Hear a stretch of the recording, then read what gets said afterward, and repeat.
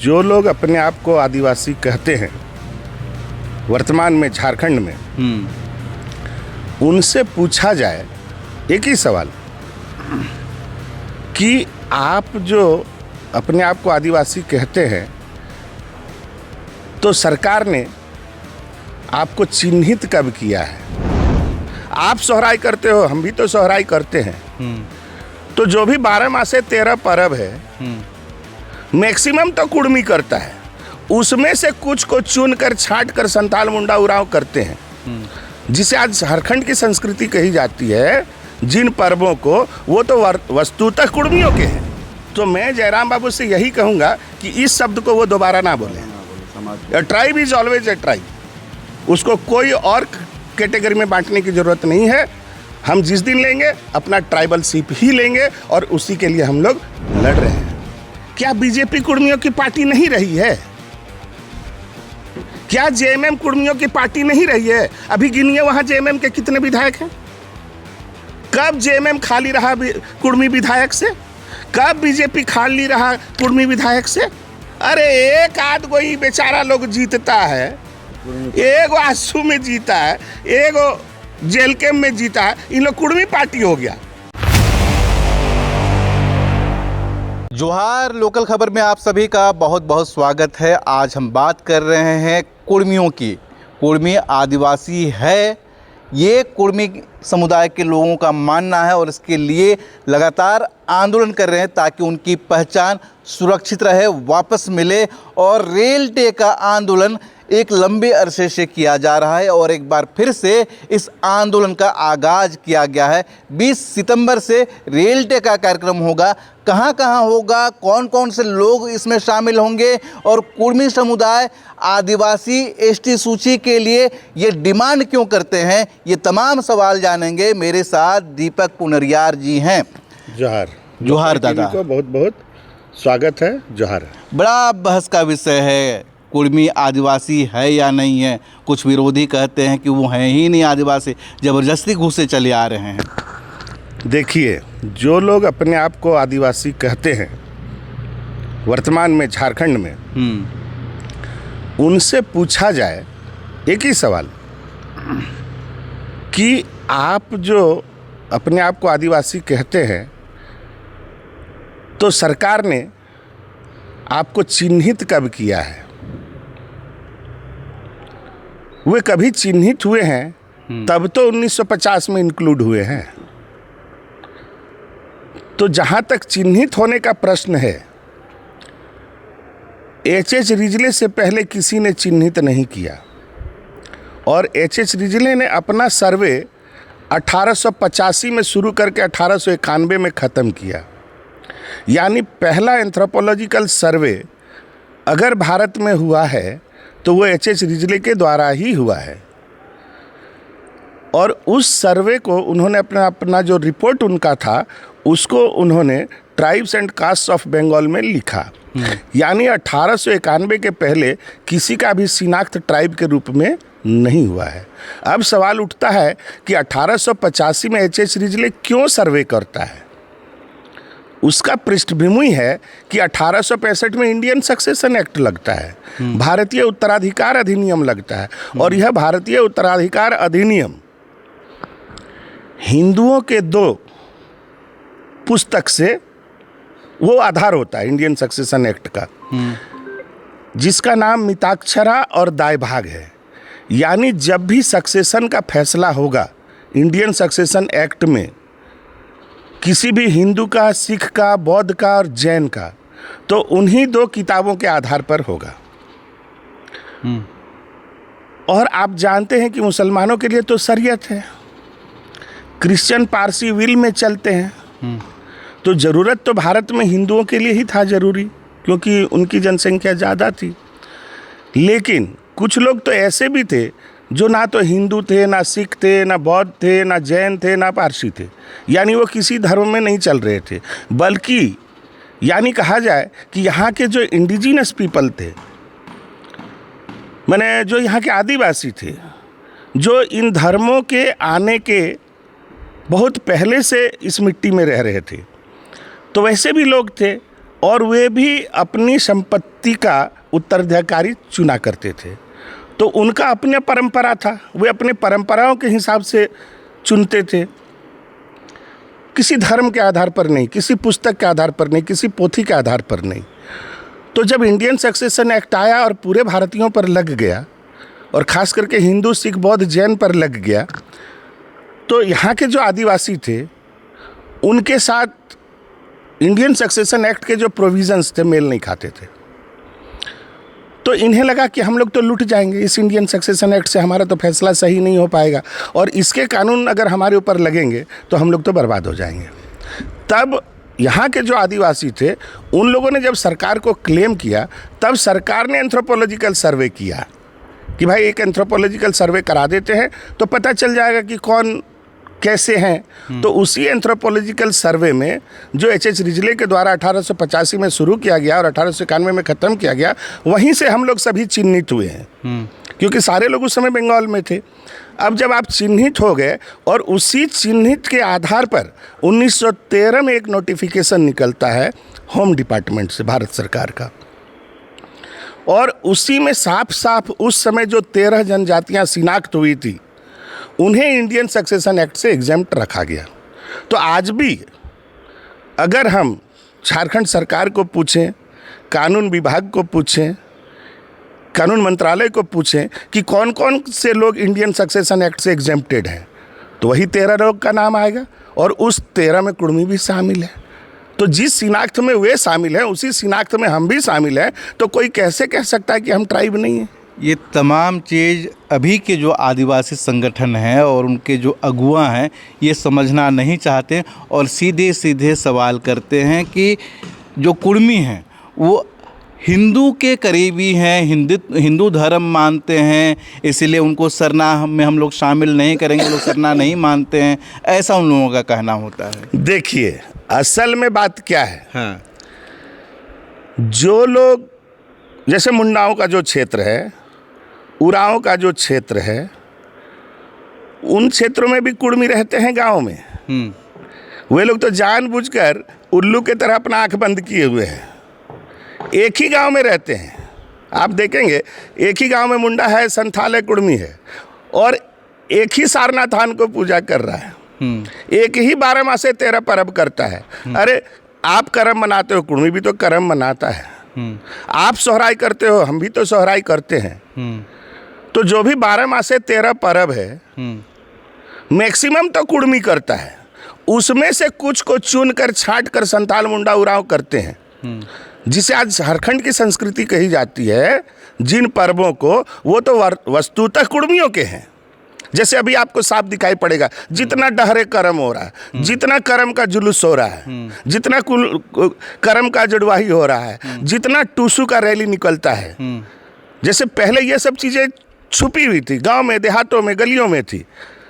उन्हीं चीज़ों को इन लोगों के बोलने के कारण हम लोगों ने उसे बाहर सड़क पर लाया। आज देख लो टूसू किसका है, आज देख लो सोहराई किसका है, आज देख लो उसके गीत कैसे हैं और किस भाषा में हैं। और मैं तो उन लोगों से पूछना चाहूँगा कि क्या ये सच्चाई नहीं है कि जितने भी ओझा हैं, माने जो लोग झाड़ फूंक करते हैं, वे जिस मंत्र का प्रयोग करते हैं, जिस झारनी मंत्र का प्रयोग करते हैं, जिसमें कामरू कामाख्या दोहाई कहा जाता है, वे मंत्र किस भाषा में है? तो अगर संथाल भी झाड़ता है तो कुड़माली में झाड़ता है, मुंडा भी झाड़ता है तो कुड़माली में झाड़ता है। तो ये भाषा वे कहाँ से सीखे? यानी ये जिस देश में आए हुए उस देश में ये भाषा पहले से थी, जिस मिट्टी में वे लोग आए वहाँ पर ये पहले से थी। तो यहाँ के पर्व, यहाँ के त्यौहार, यहाँ की भाषा, यहाँ की संस्कृति पहले से थी, जिसे यहाँ पर आने वाले जो बाद में जो आदिवासी आए, जो कोल आदिवासी आए, कोलारियन आदिवासी आए, जिन्हें कोलारियन कहा जाता है, वे तो पूरा का पूरा कुड़माली संस्कृति में रचे बसे हैं। तो संस्कृति कुड़माली की उनके पास है और उसको दिखला के कहते हैं हम आदिवासी हैं, और कुर्मी के पास है तो कह देते हैं हिंदू है। अरे हिंदू बिहार का कुर्मी है, हिंदू यूपी का कुर्मी है, हिंदू एमपी का कुर्मी है, छोटा नागपुर पठार का कुर्मी हिंदू नहीं है। अभी ताज़ा उदाहरण ऐसा कुछ? ताजा उदाहरण आप देखिए ना, हम लोग कितना कर्म हो रहा है। कर्म इतना हुआ करता था आज से 2 साल 4 साल पहले। डहरे करम आज से 4 साल पहले सिर्फ एक जगह बोकारो में निकला था।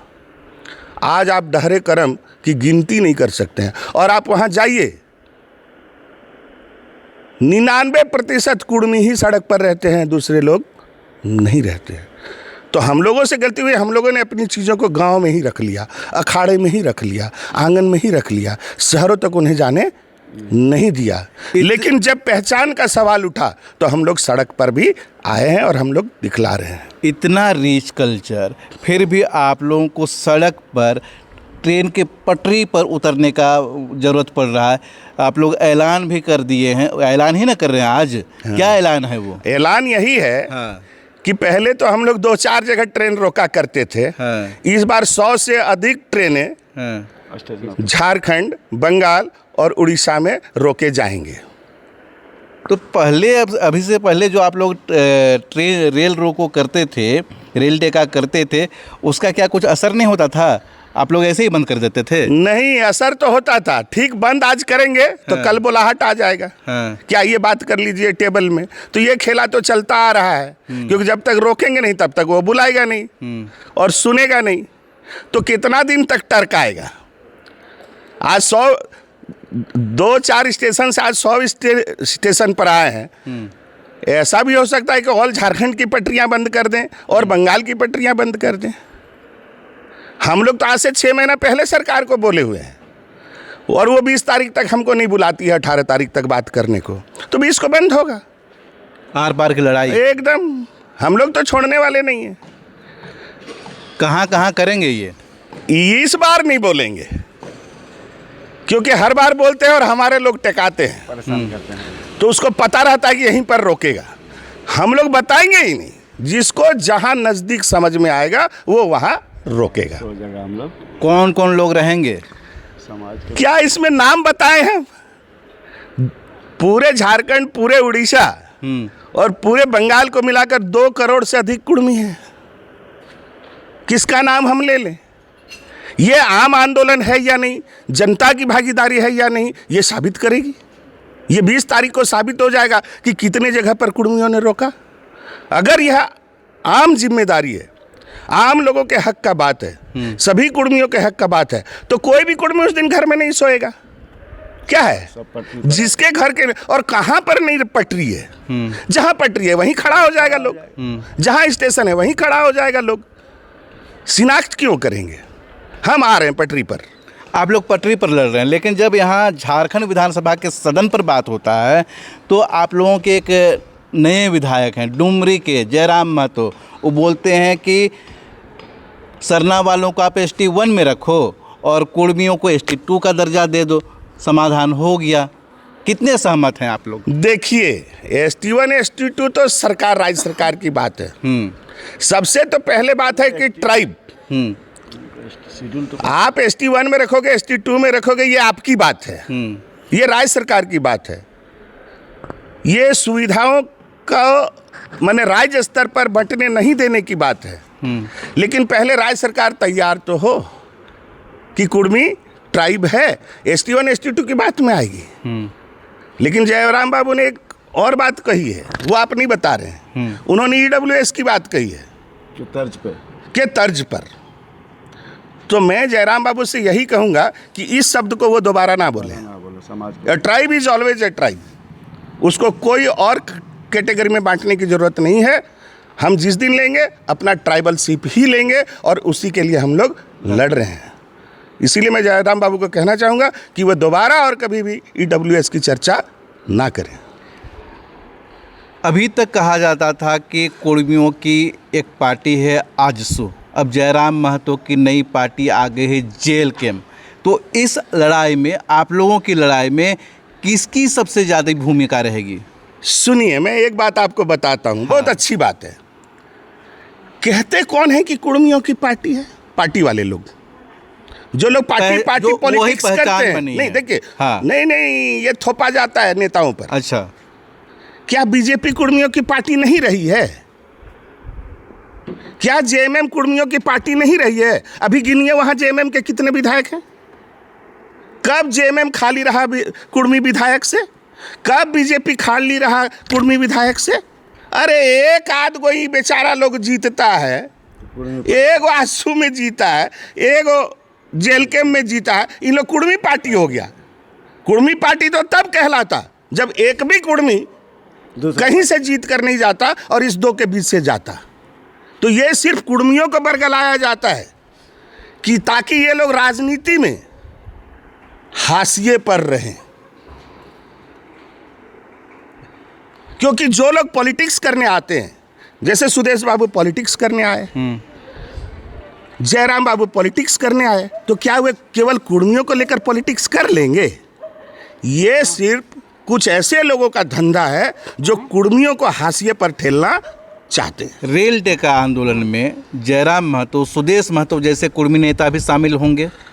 ये उनका उत्तरदायित्व है, ये उनका उत्तरदायित्व है कि वे कुर्मी, कुड़माली, नेगाचारी और रेल टेका में कितना ईमानदारी से आगे बढ़कर आते हैं और आम आदमी को वक्तव्य देते हैं।